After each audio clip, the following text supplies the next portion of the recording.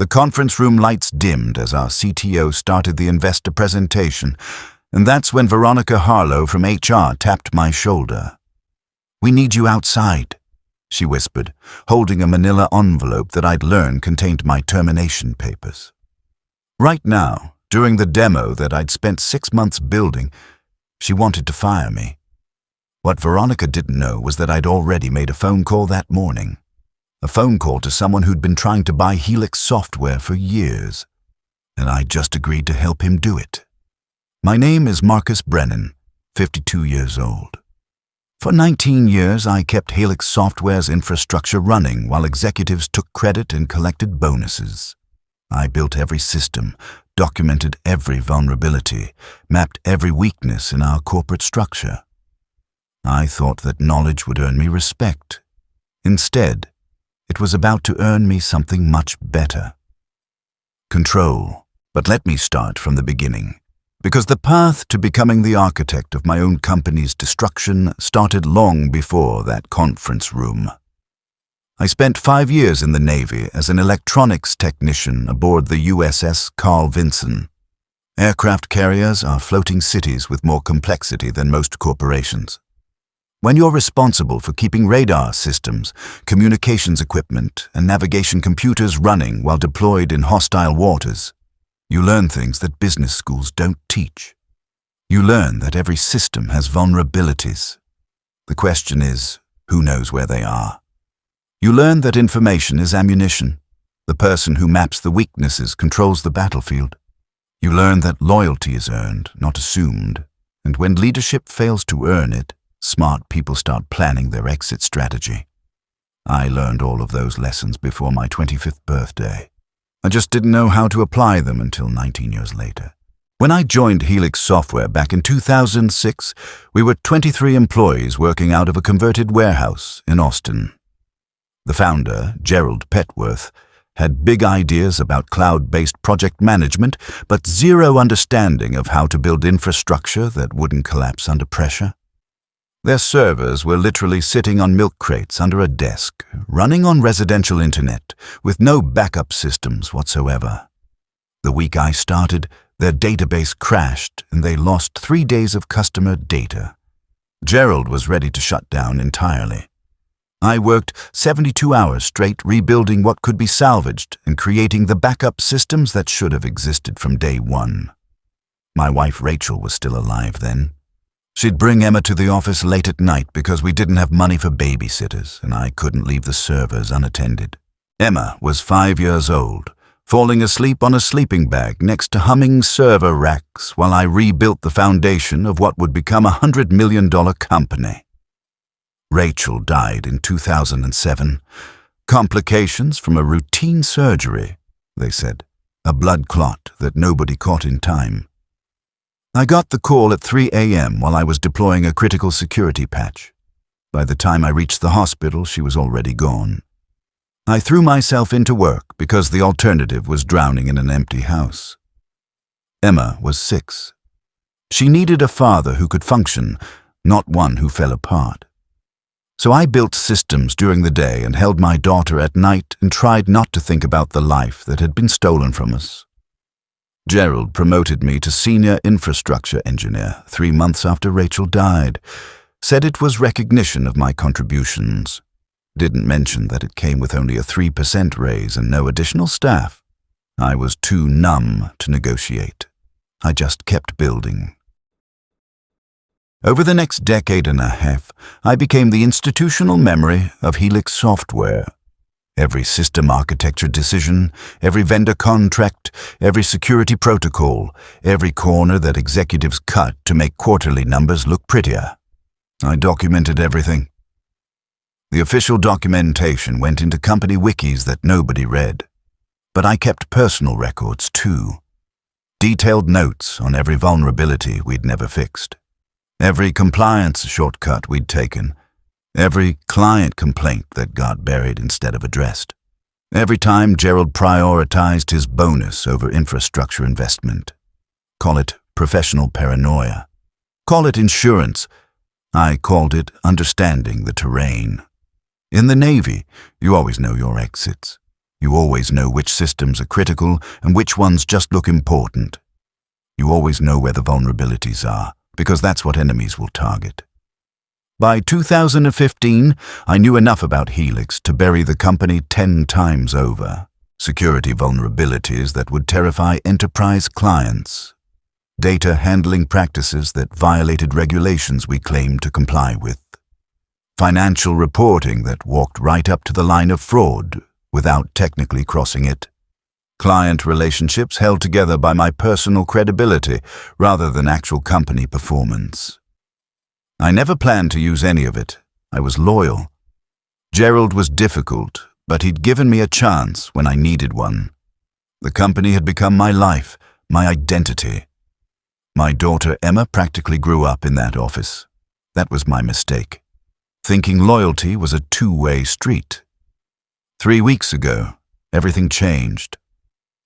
Gerald called me into his office with the smile he uses when he's about to deliver bad news wrapped in corporate pleasantries. "Marcus, I want to discuss the department's future," he said, gesturing to the chair across from his mahogany desk. The view behind him showed downtown Austin, all glass and ambition. I'd prepared a comprehensive presentation, 19 years of contributions documented in detail. Infrastructure improvements that had saved the company millions.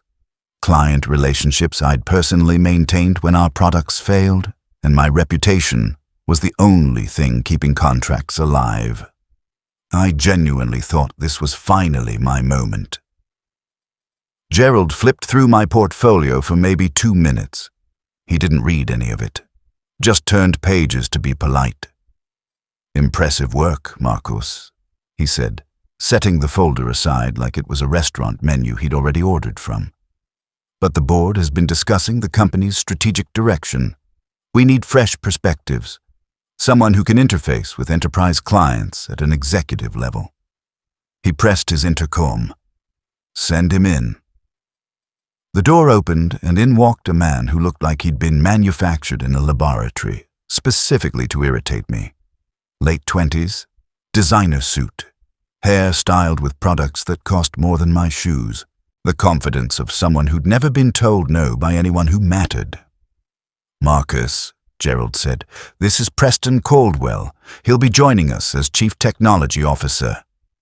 Preston extended his hand with a smile that showed too many teeth. "Marcus, Gerald's told me great things. I look forward to learning the systems from someone with your hands-on experience." Hands-on experience? Translation: I was the mechanic, and he was the new owner who'd never changed his own oil. "Preston comes from McKinley Consulting," Gerald continued. "He's led digital transformation initiatives for Fortune 500 companies. He has an MBA from Wharton." I kept my expression neutral. The Navy teaches you that. "Congratulations," I said to Preston. "When do you start?" "Monday." Gerald leaned back in his chair. "I'm hoping you can help with his transition. Show him the systems, introduce him to key stakeholders. Your institutional knowledge will be invaluable during the handover." Institutional knowledge. 19 years reduced to a file transfer. I understood exactly what was happening. Preston's father was Martin Caldwell, who joined our board last year with a $5 million investment. This wasn't a strategic hiring decision. This was a return on investment. Gerald was selling the CTO position to keep a board member happy. "Of course," I said. "Happy to help." We shook hands. Gerald looked relieved that I wasn't making a scene. Preston looked satisfied, like a cat who'd been handed a fish. I walked back to my desk and sat quietly for about an hour. Not working, just thinking. 19 years. Thousands of nights away from my daughter. Missing her school plays and baseball games and the moments you don't get back. Watching Emma grow up in an office because I couldn't afford childcare and couldn't trust the systems to run without me. Building something I thought would matter. All of it traded away for a board member's son who'd never worked a production emergency in his life. I drove home that evening in silence. Emma was doing homework at the kitchen table when I walked in. She was 16 now, beautiful and sharp, with her mother's eyes and my stubbornness. "Dad? You're home before 8. She looked concerned. "Did something happen?" I sat down across from her. "They promoted someone else. Someone's son. He starts Monday." Emma set down her pencil. She studied my face the way Rachel used to, looking for what I wasn't saying. "What are you going to do about it?" "I don't know yet." She nodded slowly. "Remember what you told me when I didn't make the soccer team sophomore year?" "What's that?" "You said that when one door closes, smart people don't cry about it. They find another door. Or they build one." Smart kid. Always had been. That night I couldn't sleep. I kept thinking about all the documentation I'd accumulated over the years, all the vulnerabilities I'd catalogued, all the relationships I'd built with clients who trusted me more than they trusted Helix. In the military, we called it intelligence gathering. In business, they call it due diligence, and I'd been doing it for 19 years without realizing what I was building, an arsenal. The next morning, I received an email that crystallized everything. It was from Richard Thornton, CEO of Meridian Technologies, our biggest competitor. The subject line was simple: coffee. The body was even simpler: Marcus, I've heard interesting things about changes at Helix. I've also heard you might be reconsidering your options. Let's talk. Richard and I had met at industry conferences over the years. He'd tried to recruit me twice, both times offering significant raises. I'd declined out of loyalty to Helix. He'd been gracious about it, saying the offer remained open. That morning, for the first time, I seriously considered what accepting might look like. I responded within the hour. "This week works." We met at a coffee shop 30 miles from either of our offices. Neutral territory. Richard was in his late 50s, silver-haired, with the weathered calm of someone who'd built a company from scratch through competence rather than connections. His father hadn't been on anyone's board. He'd started Meridian in his garage and grown it into a $300 million company. "I'll be direct," Richard said, stirring his coffee. "We've been watching Helix for years. Your technology stack is impressive. Your client relationships are valuable. Gerald's management is the problem. You want to acquire us. We've approached Gerald 3 times. He refuses to discuss terms. He sees Helix as his personal legacy, not a business asset." I nodded. I knew about those approaches. Gerald had ranted about them in staff meetings, calling Meridian vultures trying to steal what he'd built. "So, what's changed?" I asked. Richard set down his cup and looked at me directly. "What's changed is that I'm now talking to you instead of Gerald. And I'm not asking you to join Meridian as an employee." "What are you asking?" Richard leaned back. "For a hostile takeover to work, you need leverage. Financial vulnerabilities that scare investors. Operational problems that concern regulators. Client relationships that might transfer to better management. You need to know where the bodies are buried." He paused. "You've been burying bodies at Helix for 19 years. Marcus, I'm asking you to show me where they are." I understood exactly what he was proposing. It wasn't just a job offer. It was a partnership. Help Meridian acquire Helix and become a leader of the combined company. Not an employee, an owner. "What specifically would you need?" I asked.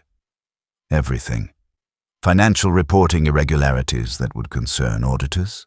Security vulnerabilities that would trigger compliance reviews. Regulatory issues that could invite investigation. And most importantly, client relationships that would follow you out the door. And in return, Chief Technology Officer of the combined company. Equity stake in Meridian. Full authority over infrastructure integration." And Richard smiled slightly. "One more thing." "What's that?" I want you to be in the room when we tell Gerald it's over, when we tell him that his legacy is now our subsidiary, when he realizes that the person who made his company valuable is the same person who handed it to us.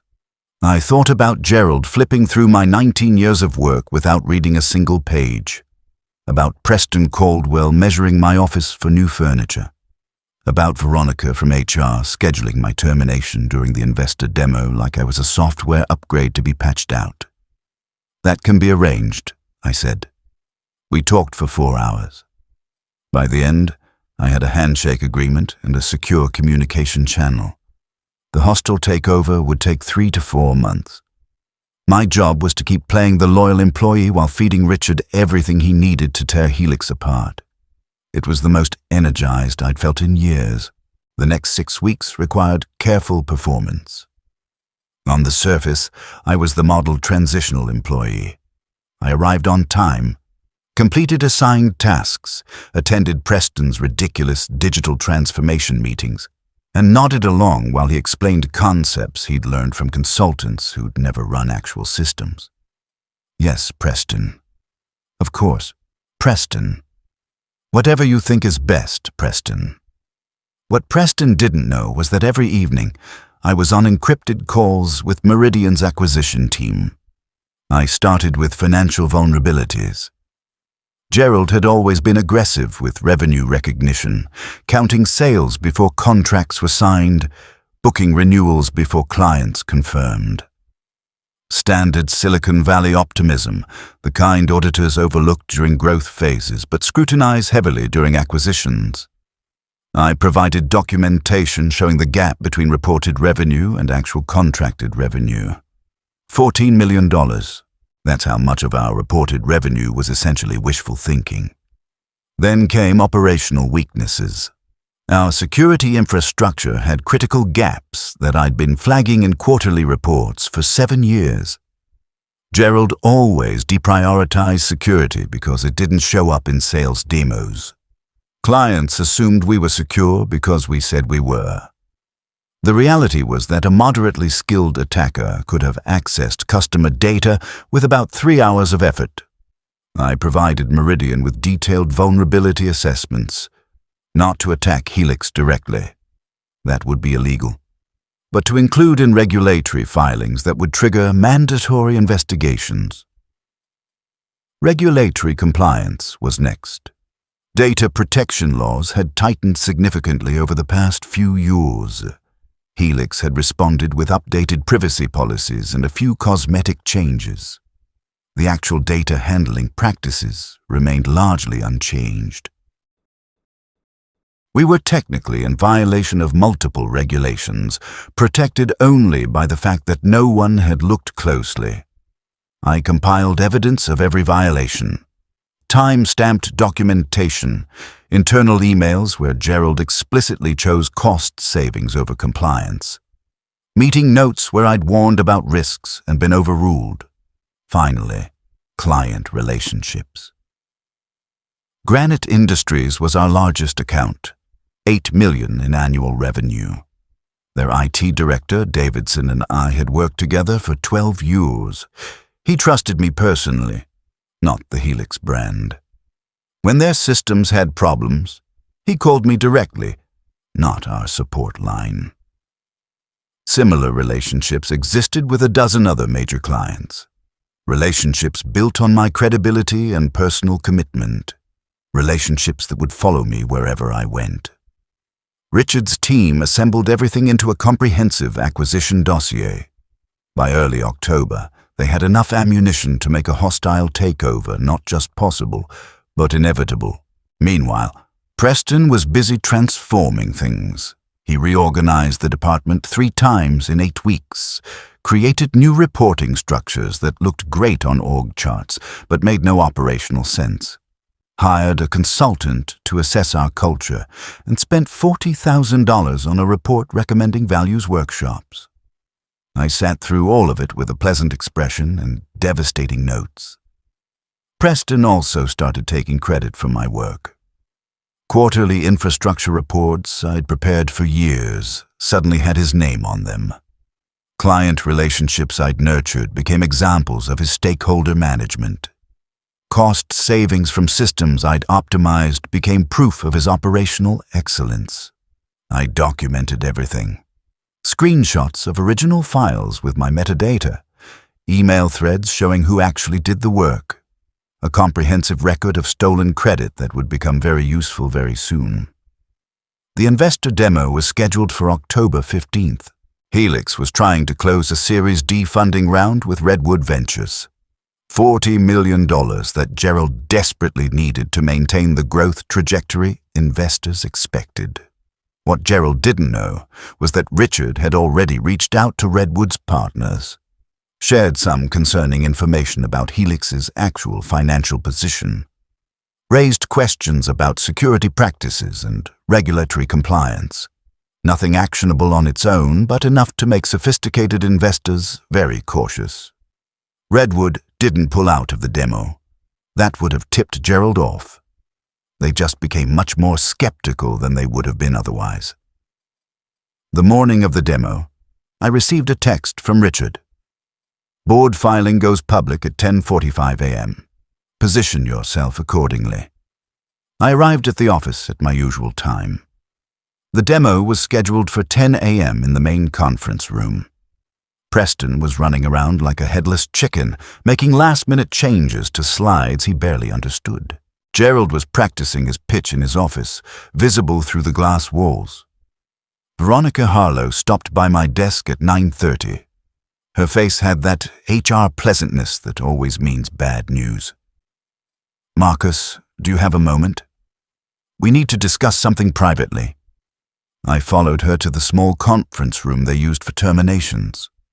Preston was already there, trying to look authoritative. Gerald was noticeably absent. He was probably putting final touches on his investor presentation, delegating the dirty work to his subordinates. "Marcus." "This is difficult," Veronica began, reading from a prepared script. "We've completed our organizational assessment, and we've determined that your position is being eliminated as part of our digital transformation initiative." Preston jumped in. "The company is evolving, Marcus. We need people who can evolve with it. Your skill set is valuable, but it's not aligned with where we're going strategically." I listened while they explained my severance package. 2-month salary, COBRA continuation, outplacement services, standard corporate execution wrapped in professional language. When they finished, I checked my watch. 10:37 a.m.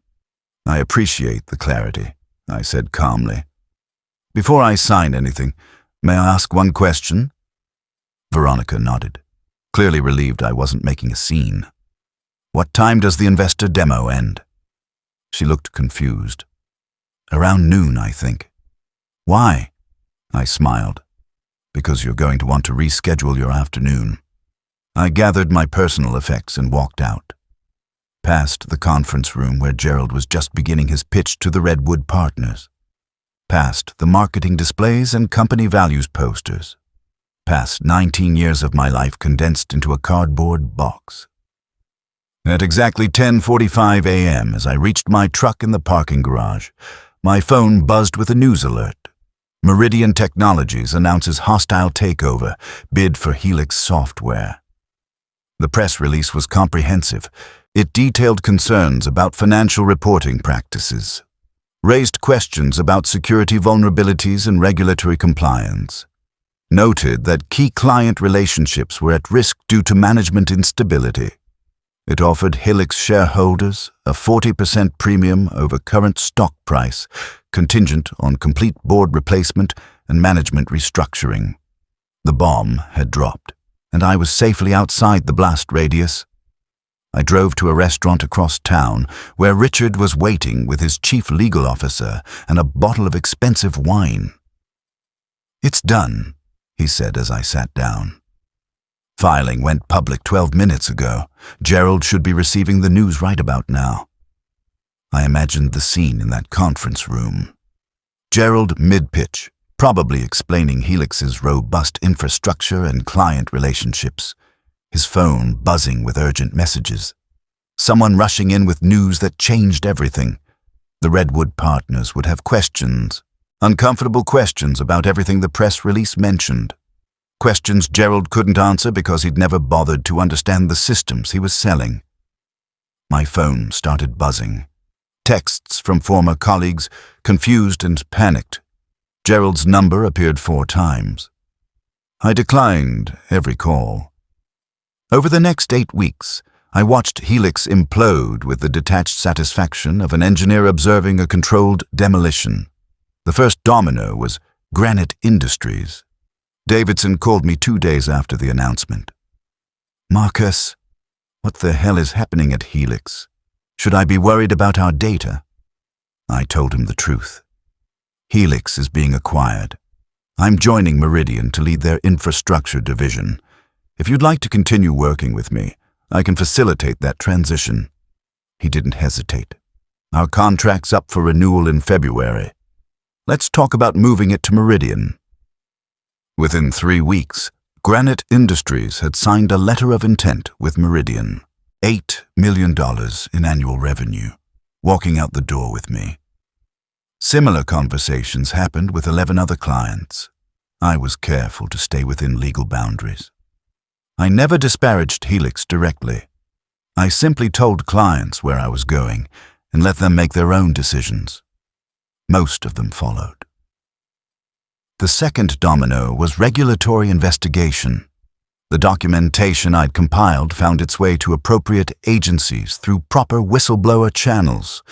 Nothing illegal about a concerned former employee reporting potential violations. The investigation announcement triggered automatic review procedures that spooked institutional investors. Helix's stock dropped 35% in the first 2 weeks. The third domino was board dissolution. Martin Caldwell, Preston's father, quietly sold his shares at a significant loss and resigned from the board. The official statement mentioned family obligations. The reality was that he'd realized his investment was about to become worthless and his son was about to become a cautionary tale. 3 other board members followed within the month. Nobody wanted their name attached to what was coming. The fourth domino was Gerald himself. Without board support, without investor confidence, without key clients, he had no leverage to resist the acquisition.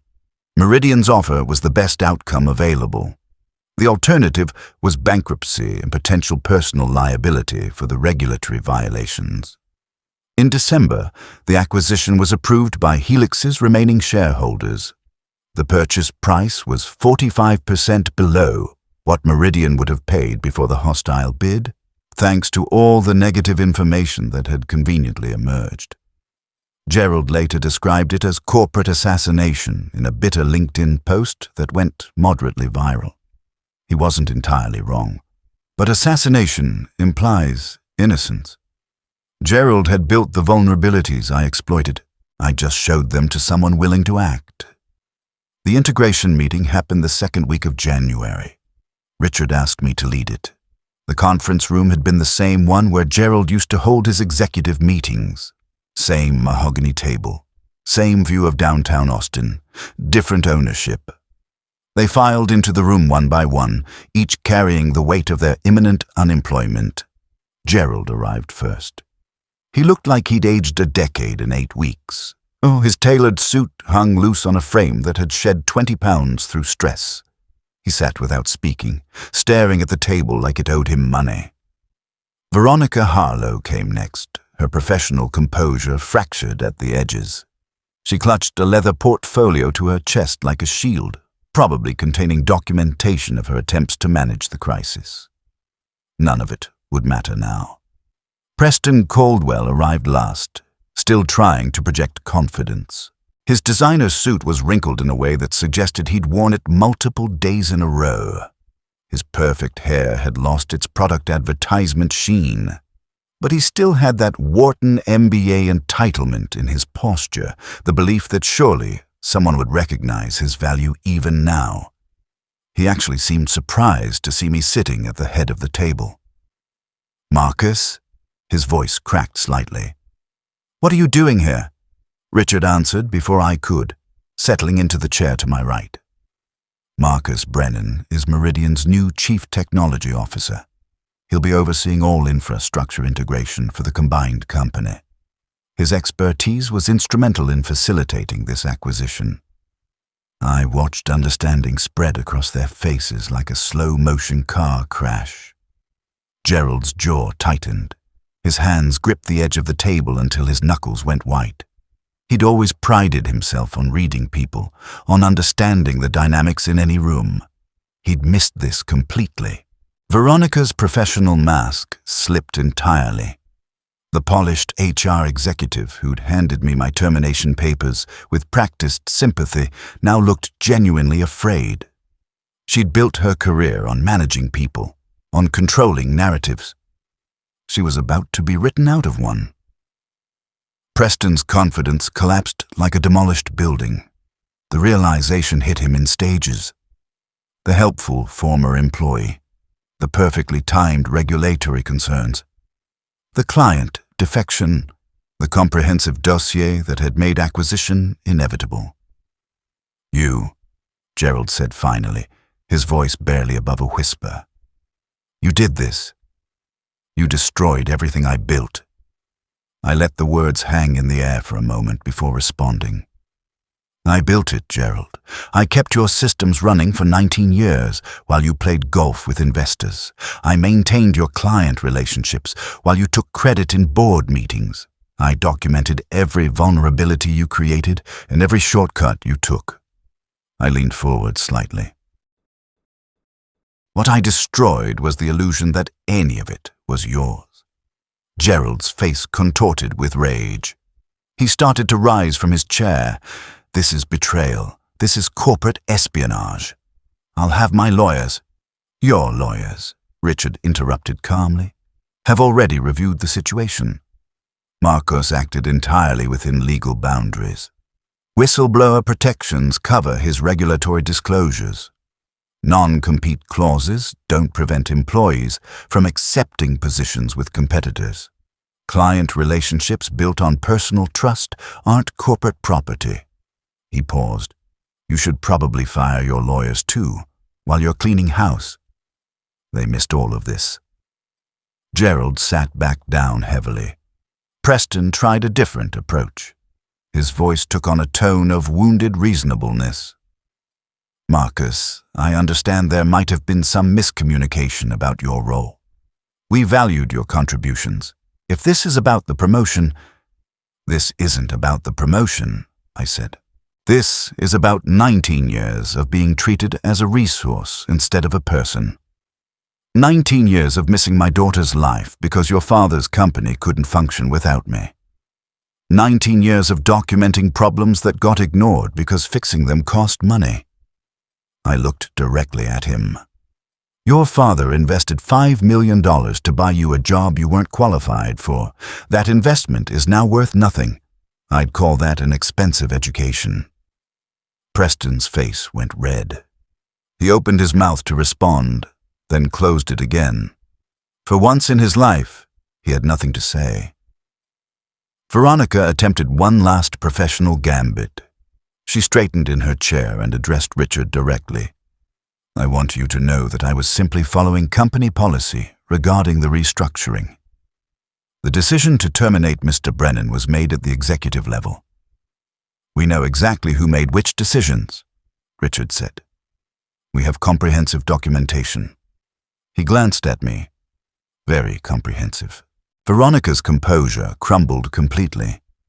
She looked at me with something that might have been guilt, or might have been fear of consequences. Probably both. The meeting proceeded with clinical efficiency. Richard's general counsel distributed termination agreements. Gerald would receive a modest severance contingent on a 2-year non-compete and comprehensive non-disclosure agreement. He was being paid to stay quiet about how badly he'd been outmaneuvered. Preston received nothing. His employment had been too brief to qualify for severance under company policy, and his performance too poor to warrant discretionary generosity. He would leave with nothing but his Wharton diploma and a devastated reputation. Veronica's package was similarly minimal. Her role in the termination process had been documented in detail by multiple employees. The new organization wouldn't be needing her services. "Any questions?" Richard asked when the formalities were complete. Gerald stared at me with pure hatred. "I built this company from nothing. 20 years of my life. You built it on my back," I replied, "and you never once looked down to see who was carrying you." He had no response to that. "Security will escort you to collect your personal belongings," Richard continued. "Your access credentials have already been deactivated. Company vehicles will need to be returned within 48 hours. They filed out one by one. Gerald first, walking like a man condemned. Preston next, his expensive shoes somehow looking cheap against the carpet he no longer owned. Veronica last, her leather portfolio still clutched to her chest, containing documents that no longer mattered. As Preston passed my chair, he stopped. His jaw worked like he was chewing words he couldn't quite spit out. "You were supposed to help with my transition," he said finally. "I did," I replied. "This is your transition." He left without another word. After the room emptied, Richard and I sat in silence for a moment, looking out at the Austin skyline. "Any regrets?" he asked. I thought about Rachel dying while I was fixing Gerald's servers, about Emma growing up in my office because I couldn't trust anyone else to keep the systems running, about 19 years of loyalty repaid with a manila envelope and a security escort. None, I said. They made their choices. I made mine. The integration took 6 months to complete. Combining 2 technology organizations is complex work, but it's the kind of complexity I'd been managing for 2 decades. Meridian's market position, plus Helix's technology stack, plus actual competent leadership, created something stronger than either company alone. I rebuilt the infrastructure properly, with security measures and redundancies that Gerald had always been too cheap to approve. Hired talented people and actually listened to them. Established processes that didn't depend on any single person working themselves to death. I also built something else. A culture where competence was valued over connections, where people could raise concerns without being ignored, where loyalty was earned through respect, not demanded through fear. The combined company's stock price doubled within 18 months. My equity stake became worth more than I'd made in my entire 19 years at Helix. But the real change was simpler than that. Emma graduated high school that spring with honors. She'd been accepted to UT Austin's engineering program with a merit scholarship. I sat in the front row of her graduation ceremony, not checking my phone, not thinking about servers, just present. Afterward, she found me in the parking lot and hugged me for a long time. "I'm proud of you, Dad," she said. "For what?" "For figuring it out, for not just accepting what they did to you." Mom would have been proud too. She stepped back and looked at me with Rachel's eyes. "You're different now. You're actually here. Not just physically. Here. Smart kid. Always had been." 1 year after the acquisition, I was invited to keynote an industry conference. The topic was supposed to be infrastructure integration strategies, but everyone in the audience really wanted to hear about the Helix acquisition. The story had become legendary in technology circles. During the Q&A, someone asked the inevitable question, "What advice would you give to experienced professionals who feel undervalued?" I took my time with the answer. Know your worth. Document everything. Build relationships that transcend your current employer. And understand that loyalty without reciprocity is just exploitation with extra steps. The room was quiet. Many of them had probably been in my position, passed over for someone's nephew, downsized after decades of service, treated as disposable by organizations they'd helped build. "One more thing," I continued. "Patience isn't passivity. Sometimes you wait for recognition. Sometimes you create the circumstances that make recognition inevitable. The wisdom is knowing which situation you're in. After the conference, someone mentioned that Gerald had tried to start a consulting practice. It failed within 6 months. No one wanted advice from the man who'd been so thoroughly outmaneuvered by his own infrastructure lead. Preston had left the technology industry entirely. Last anyone heard, he was selling real estate in Phoenix. His Wharton MBA turned out to be less valuable without his father's connections backing it up. Veronica moved to a different state and different industry. HR professionals who oversee disasters tend not to get second chances in the same field. Martin Caldwell, Preston's father, lost approximately $12 million between his initial investment and the forced sale. He quietly withdrew from the board circuit. His son's failure had become his failure, and the tech investment community has a long memory. That evening, I picked Emma up for our weekly dinner, a tradition I'd started during my brief unemployment period and kept even after becoming CTO of a company worth nearly $1 billion. "How was the speech?" she asked as we drove to her favorite restaurant. "Fine. People wanted to hear about the acquisition." "Again. What did you tell them?" "The truth, that companies aren't families. That value doesn't disappear just because people fail to see it, and that sometimes the person who builds the foundation knows exactly how to remove it." She laughed. "Did they squirm?"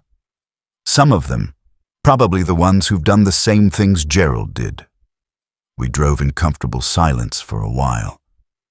"Dad," she said eventually, "I know you missed a lot when I was growing up. The games and plays and stuff. I used to be really angry about it. I gripped the steering wheel a little tighter. I'm sorry, Emma. I thought I was building something worthwhile. Turns out I was just making other people rich." She shook her head. "I'm not angry anymore. I get it now. You were doing what you thought was right. And when you realized it wasn't working, you didn't just accept it. You fixed it." She smiled. "That's the real lesson, isn't it?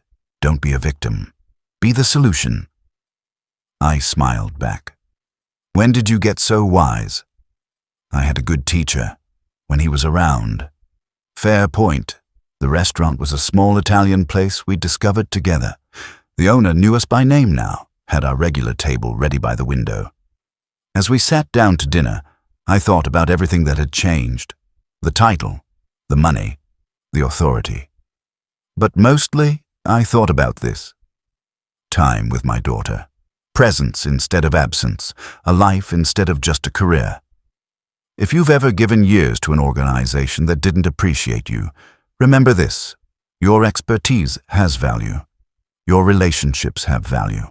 Your understanding of where the bodies are buried has extraordinary value. The question is just finding someone willing to pay what you're actually worth. The best revenge isn't watching your enemies fail while you walk away. It's handing them a better offer and watching them refuse it, then showing them exactly what that refusal cost them. Sometimes the person who built the company knows exactly how to take it apart, and sometimes taking it apart is the only way to build something better. I'm Marcus Brennan. I spent 19 years as Helix Software's invisible foundation. Then I became the architect of their acquisition. And now I run the technology division of the company that absorbed everything Gerald thought he owned. That's not betrayal. That's not revenge. That's just good business.